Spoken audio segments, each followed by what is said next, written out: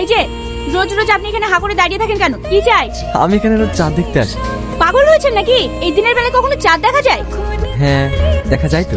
এই যে তুমি, আমার এই ছোট্ট জীবনে অমাবস্যার অন্ধকারে একমাত্র তুমিই পূর্ণিমা হয়ে আসতে পারো।